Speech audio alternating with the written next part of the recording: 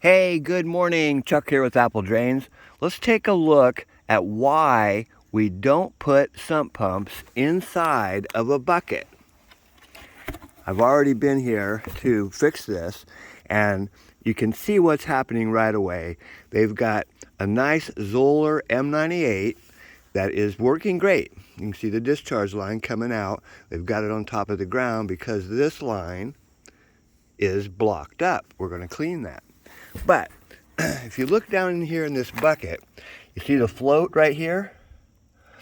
When that float comes up, sometimes it gets stuck against the side of the bucket. You see that? And it could be stuck in the off position or in the on position. It was stuck in the off position this morning when I came out here.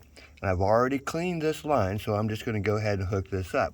But what I wanted to show you was an example. This is another pump, and you can see it's got the flappy float.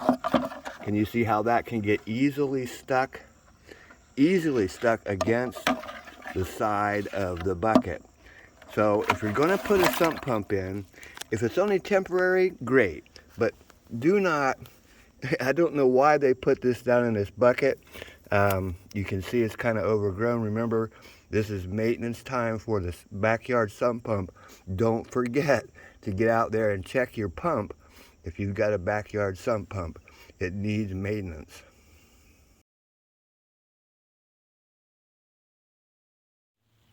Hey, this is Chuck with Apple Drains, reminding you that if you believe you can do something, I guarantee you can do it. Have a great day. So I've told everybody you can do this yourself.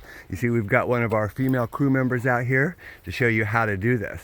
And basically what you do is you're working backwards. Take as much soil as you can put in your shovel, sink that shovel down, pry it up so it gets loose, set it on the side of the trench, and just keep working backwards. If some debris drops down in the trench, don't worry about it. You can come back and clean it out very simply. Usually I'd say dig about 8-9 feet, then come back and scrape it out. Real simple to do, real simple. So you can see what we're doing. We're putting in a French drain, and Chuck's taking the sod off over here.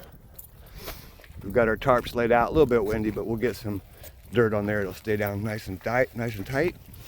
Same thing, take the sod off, take care of your sod. Make sure you've got good sod, easy to put back. And we're going to trench all through here. We're going to put our easy flow in. That's what we use for the French drain here. It works extremely well in this type of soil. It actually works pretty good in clay soil too, but here in Florida, wow, nothing better.